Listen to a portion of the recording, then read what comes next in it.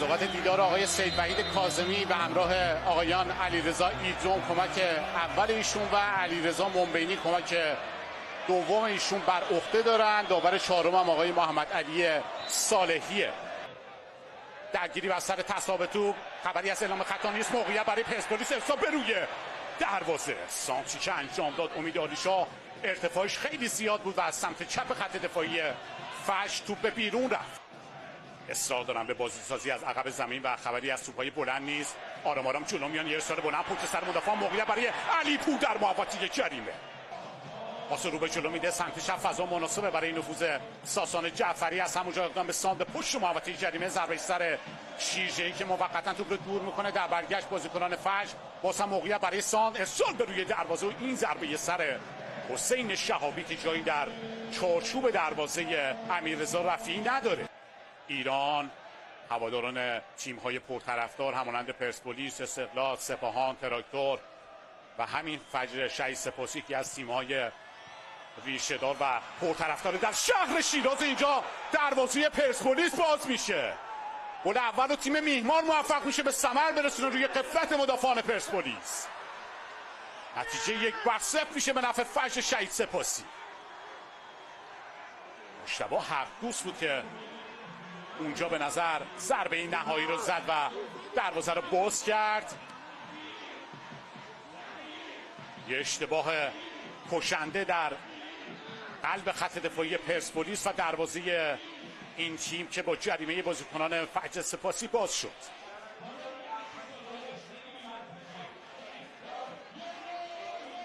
حسین شهابی بود که اینجا توپگیری کرد بین دو مدافع. دفع ناقص مدافعان اونجا کنانی زادگان و سهیل صحرایی با هم دیگه تعارف کردن و فرصت طلبی حسین شهابی که موفق شد دروازه پرسپولیس رو باز بکنه.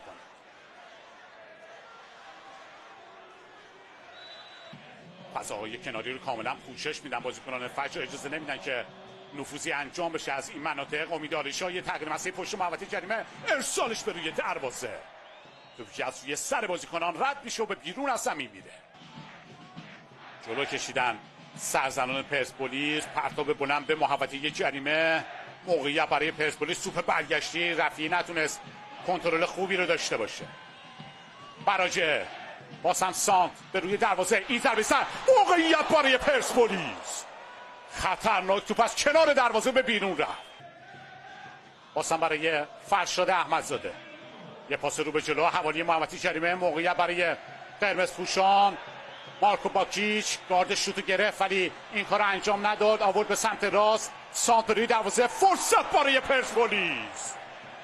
باز هم ضربه سر بازیکنان این تیم و این بار علی پور از بالای دروازه به بیرون میره. خود امید عالیشاه سر توپ میزنه روی پای چپ، سانتش به روی دروازه. موقعیت برای پرسپولیس، رها کردن بیرون از محوطه جریمه. کماکان مالک توپ هستن. این ضربه پای چپ با برخورد مدافعان پیش رو به بیرون از زمین میره. کورنر دیگر در راه برای پرسپولیسی ها. بازیکن اونجا حاضر نبود که بخواد شوت زنی بکنه. باز هم در برگشت عالیشاه، سانتش به روی دروازه. دفع ناقص از زرتپوشان فش. اون شروعی پشت محوطه جریمه موفقن و توپ رو از آن خودشون میکنن. یه بازیکن هم روی زمینه، توپ رو به بیرون میزنن تا به شرایط بازیکن مصدوم رسیدگی بشه.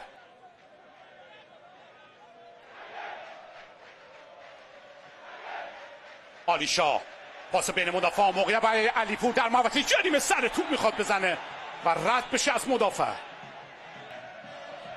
سانت بلند به روی دروازه، این ضربه سر. موقعیت خطرناکه به روی دروازه فجر شهید سپاسی. عجب موقعیتی رو از دست دادن و توپی که خطرناک از کنار دروازه به بیرون رفت. ضربه امین کاظمیان. پاس در رد میده، علی پور توپگیری کرده، وارد محوطه شده. موقعیت برای علی پور، همه رو اونجا به هم ریخته علی پور ولی نتونه ضربه نهایی رو بزنه. کماکان موقعیت دارن بازیکنان پرسپولیس. سانت عالیشاه هم برمیگردونن مدافعان. پشت محوطه جریمه دوباره میخوان شکل هجومی بدن به کار خودشون.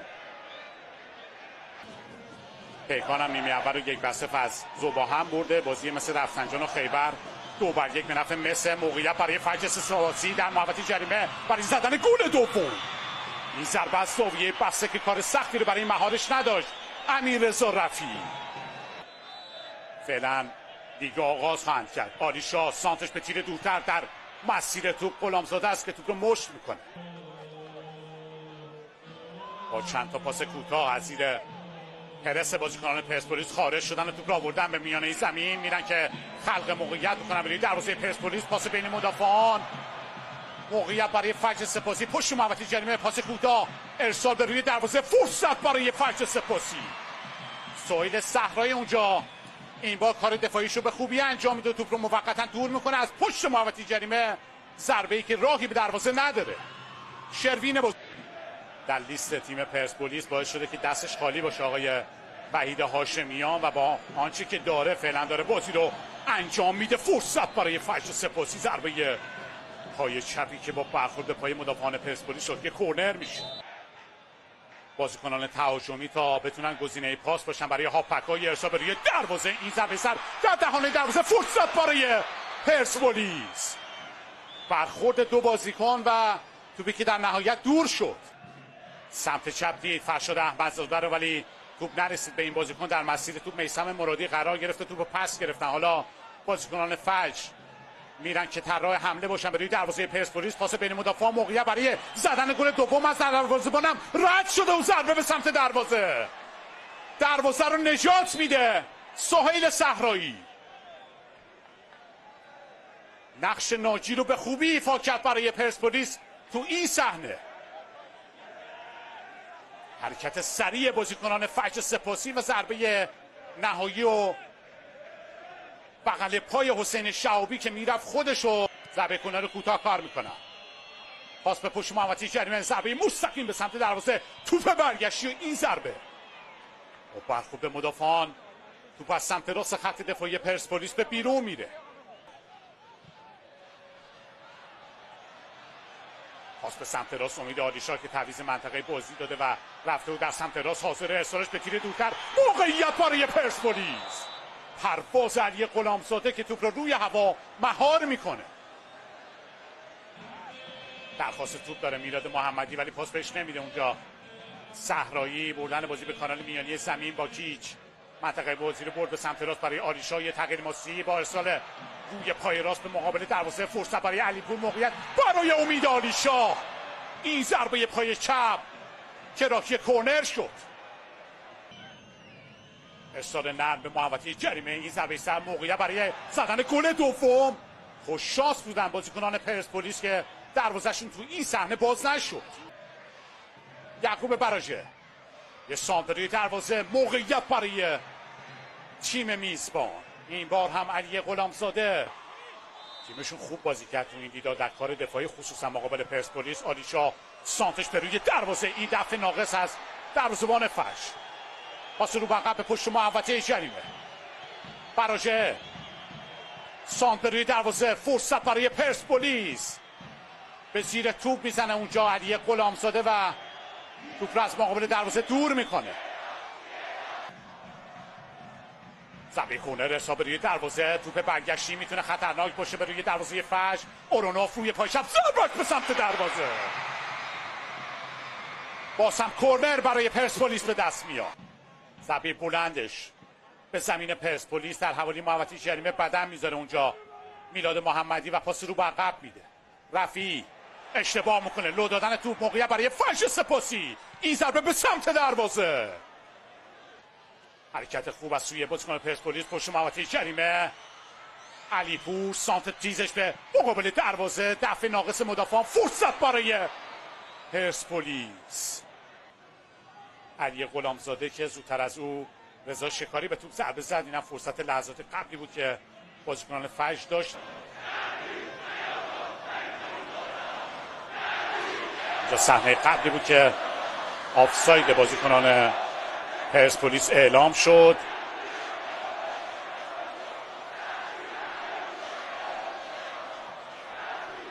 کماکان بازی متوقفه تا شرایط رضا شکاری مشخص بشه. بلند میشه و باید به بیرون از زمین بره. رضا شکاری یه حرکت خوب پشت محوطه جریمه. اورونوف دریبل دو طرفش هم گرفت، سومی هم جا گذاشت. موقعیت برای اورونوف، سر توپ زده و همه رو به هم ریخته. پاس رو به عقب میده، باکی ضربه از راه دور، توپی که با اختلاف از بالای دروازه به بیرون میره. مالکیت در اختیار زرتوشان فجر قرار گرفته. یه پاس بین مدافعان، فرار به سمت دروازه پرسپولیس، موقعیت برای زدن گل دوم تک به تک در محوطه جریمه. سیو موفق امیررضا رفیعی. کماکان موقعیت دارن بازیکنان فجر در محوطه جریمه پرسپولیس و این ضربه که با اختلاف از بالای دروازه به بیرون رفت. نگاهش به مقابل دروازه از پاس در از میده، موقعیت برای شوتنی، ضربه فنی به سمت دروازه، گل برای پرسپولیس. بازگشت امکان پذیره. علیپور دروازه رو باز میکنه، شادی رو به سکوها میبره. اینقدر حمله کردن، اینقدر توپ آوردن تا بالاخره موفق شدن دروازه فجر رو باز کنن. چه گل قشنگی هم زد علیپور.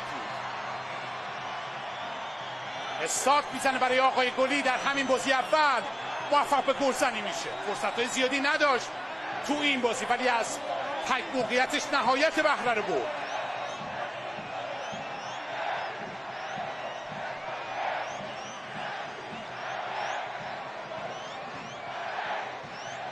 خوب عقب در منطقه 14 زمین، تعویض‌هایی که جواب داد. اورونوف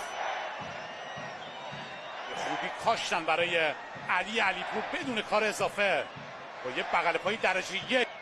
دقایق پایانی دیگه یارای ایستادگی نداشتن. صحنه هم داره مورد بررسی قرار میگیره در اتاق وی آر.